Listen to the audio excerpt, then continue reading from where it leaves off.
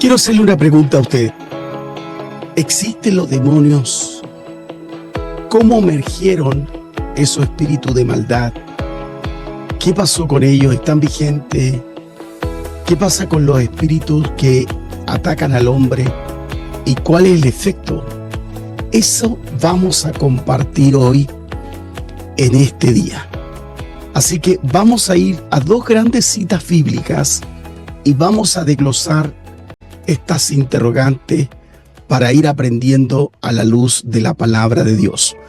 Y una se encuentra, fíjense, en 2 de Pedro, capítulo 2, del 1 en adelante. Dice así, el versículo 4, donde yo quiero entrar de ahí, dice que Dios no perdonó a los ángeles cuando pecaron, sino que los arrojó al abismo, metiéndolo en tenebrosas cavernas y reservándolos para el juicio. Y tampoco perdonó al mundo antiguo cuando mandó un diluvio sobre los impíos, aunque protegió a 8 personas, dice, incluyendo a Noé, predicador de justicia. Y otro texto que quiero señalar está en Judas, en el capítulo 5. Judas, versículo 5 y versículo 6. Judas tiene solo un capítulo. Dice así, versículo 6 dice, y a los ángeles que no conservaron su señoría original, sino que abandonaron su morada legítima, lo ha guardado en prisiones eternas, bajo tiniebla, para el juicio del gran día. Estos dos textos hablan de un libro, y es el libro de Enoc. Los dos textos señalan algo que pasó. Eso lo podemos encontrar también, lo que ocurrió en el libro de Génesis, en el capítulo 6. ¿Qué pasó en el libro de Génesis en el capítulo 6? Y esto quiero compartir con ustedes cómo surgen todas estas fuerzas depravadas, de maldad, estos espíritus. Y quiero compartir con ustedes en este día. Génesis capítulo 6. Y la estoy leyendo en la Nueva Versión Internacional. Dice así, dice que cuando los seres humanos comenzaron a multiplicarse sobre la tierra, tuvieron hijas. Y dice el texto, y los hijos de Dios vieron que las hijas de los seres humanos eran hermosas. Entonces tomaron como mujer a todas las que desearon. Pero el Señor dijo, mi espíritu no permanecerá en el ser humano para siempre, porque no es más que un simple mortal. Por eso vivirá solamente, dice el texto, 120 años. Acuérdense que la estoy leyendo en la versión internacional. El versículo 4 dice, al unirse los hijos de Dios con las hijas de los seres humanos y tener hijos con ellas, dice que nacieron gigantes, que en el hebreo significa Nefilim. Ahí viene la traducción gigante, que fueron los famosos héroes de antaño, y a partir de entonces hubo gigante en la tierra. Al ver el Señor que la maldad del ser humano en la tierra era muy grande y que todos sus pensamientos tendían siempre hacia el mal, dice que se arrepintió de haber hecho al ser humano en la tierra y le dolió en el corazón. Entonces dijo, voy a borrar de la tierra al ser humano que he creado. Y haré lo mismo con los animales, dice, con los reptiles, las aves del cielo. Me arrepiento de haberlo creado. Pero Noé, dice, contaban con el favor del Señor. De ahí parte este Génesis. En el capítulo 6, estoy leyendo el capítulo 6 del libro de Génesis, en los versos del 1 al 7. En la Nueva Versión Internacional la estoy leyendo. Entonces, ¿qué podemos entender esto? Algo pasó, algo ocurrió ahí, que Dios quiso exterminar reptiles, animales, todo lo ser viviente que había en este planeta, Dios quiso exterminarlo. Y uno se pregunta, ¿qué culpa tenían los animales? ¿Qué culpa tenían los reptiles por estas cosas que se estaban dando? Y la respuesta que vamos a dar es la siguiente, que algo terrible estaba ocurriendo en el capítulo 6.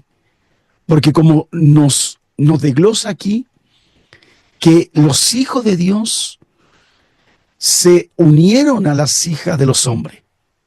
Y a través de esa relación sexual nacieron lo que se llama los gigantes. Y algo pasó ahí, que nacieron mutantes. Hay mutaciones que ocurrieron. Por eso se fijan ustedes que en la cultura griega había mitad hombre, mitad animal, porque hubo también mutación. Porque los gigantes empezaron a experimentar, a hacer cosas extrañas para que poblaran la tierra. Hemos leído la carta de Pedro y también de Judas. Entonces hay un texto, un documento más antiguo que es el libro de Enoc. Este libro de Enoc, esto fue encontrado, fíjese, en las cuevas de Qumran, y ahí nos señala algo interesante respecto a este tema del libro de Génesis. Y yo quiero compartirlo con ustedes. Miren, compartámosla y podamos ver lo que dice este texto. Esto se encuentra en el libro de Enoc, en el capítulo 6. Dice que sucedió en aquellos días, se multiplicaron los hijos de los hombres y le nacieron hijas hermosas y bonitas. Esto es una traducción de ese texto. Y los ángeles, hijos del cielo, la vieron y la desearon. Y se dijeron unos a otros, vayamos y escojamos mujeres de entre las hijas de los hombres y engendremos hijos. Entonces, dice el texto aquí, Sen-Yasá, que era el jefe de los hijos, dijo esto: temo que no queráis realmente llevar a cabo esta acción y sea yo el único responsable del gran pecado.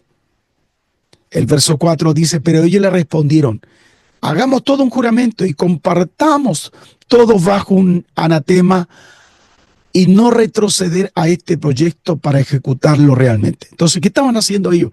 Estaban haciendo un pacto de maldición si se echaban para atrás. Entonces el verso 5 dice que entonces todos juraron unidos y se comprometieron al respecto los unos con los otros bajo un anatema, bajo la maldición. Y era un total de 200 los que descendieron sobre la cima del monte que llamaron Hermón, porque sobre él habían jurado y se habían comprometido mutuamente bajo anatema. Estos son los nombres de su jefe. Sem-Yasá, quien era el principal, y el orden con relación a, aquí están los nombres de ellos, Arequib, Aramiel, Cocabiel, Tamiel, Ramiel, Daniel, Ezequiel, Baraquiel, Ael, Amarón, Batariel, Anamiel, Saquilel, Sapeel, Satariel, Toriel, Yomayal, Araseyal. Estos son los jefes de decena. Entonces, todo esto, pero miren lo que dice el el capítulo 8 de este libro. Dice que, y estos, todos los demás tomaron para sí mujeres y cada uno escogió entre todas y comenzaron a tener relaciones con ellas y enseñarles los encantos, los encantamientos, las artes de cortar las raíces y la ciencia de las plantas. Ellas quedaron embarazadas de ello y parieron gigantes de unos 3,000 codos de altura que nacieron sobre la tierra y crecieron. Y el verso 3 dice que devoraban el fruto del trabajo de todos los hijos de los hombres hasta que los humanos ya no lograban que alimentarlo. Entonces, como podemos ver, esto era terrible. Aquí podemos ver cómo este libro, y esto, como dice aquí abajo, se fijan en este argumento que estamos dando, la reseña en esto, nos habla del versículo 2, de lo que estaba ocurriendo en este aspecto.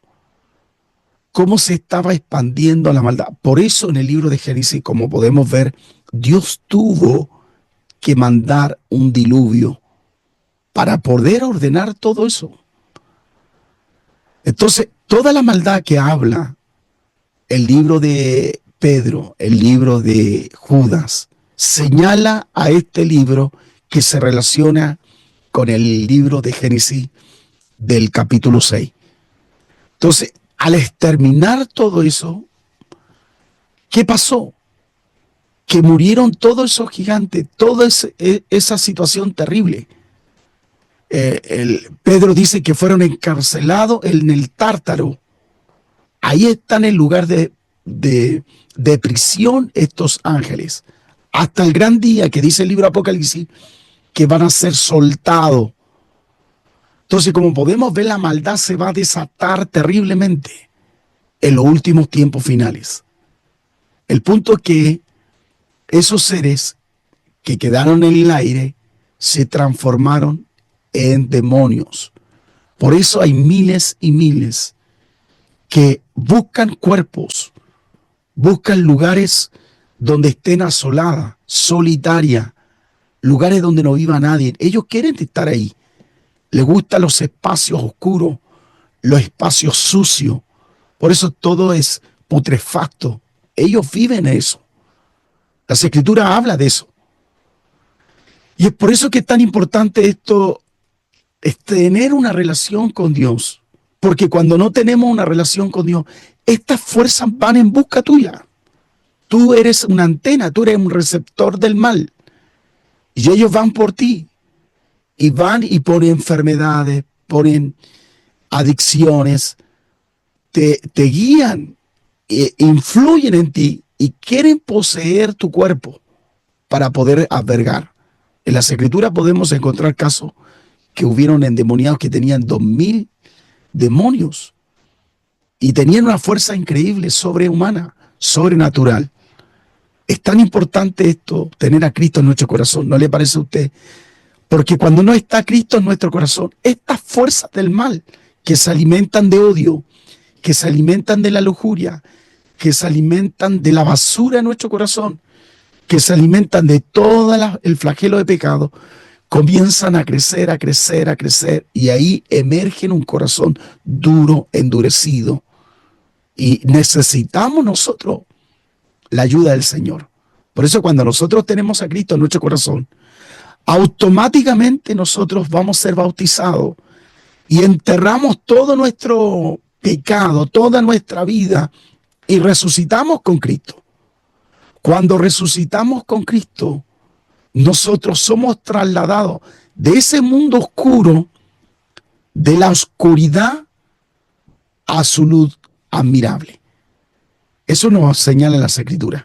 Como podemos ver estos ejemplos, estos textos nos señalan aquello. Por eso vemos que los escritores de la Biblia, tales como lo que señalé Pedro, que son espíritus que quieren de alguna forma tomar posesión, quieren unirse a nosotros. Acuérdense que estos son los gigantes, los refaditas, toda esa gente que murió físicamente, pero su espíritu prevalece en este mundo, está ahí. Y ahí está latente para querer controlar nuestra vida. En el capítulo 6 del libro de Génesis, en el verso 4, dice que ellos, estos ángeles caídos, quisieron tener hijos, y ahí nacieron, dice el texto, gigante. Eso dice el texto en Génesis capítulo 6, y lo podemos ver en Judas, en el capítulo 5, Judas en el versículo 6, para ser más exacto, dice que a los ángeles que no conservaron su señorío original, ¿se fija? Sino que abandonaron su morada legítima de allá del cielo, los guardan en prisiones eternas. Eso va acompañado de Pedro 2:9, bajo tiniebla para el juicio del gran día. Yo espero que estos estudios, estas palabras puedan hacernos reflexionar. Acuérdense que en el podcast anterior estuvimos hablando por qué existe tanta maldad. Y estos son documentos que están escritos ahí, que podemos ver y podemos señalar a la luz de la palabra cómo la maldad creció tanto qué increíble cómo haya crecido. Yo quiero mostrarle algo más antes de ir concluyendo. Miren lo que dice el texto de este libro de No. Dice que Asa se le enseñó a los hombres, que este era un ángel caído, a fabricar espadas de hierro, corazas de bronce, y le mostró cómo se extrae y se trabaja el oro hasta dejarlo listo, y en lo que respecta a la plata, repujarla para hacer brazalete y otros adornos.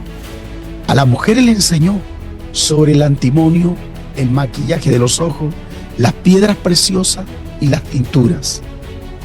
El verso 2 dice que la impiedad fue grande y general. Ellos fornicaron, erraron y hubo gran corrupción.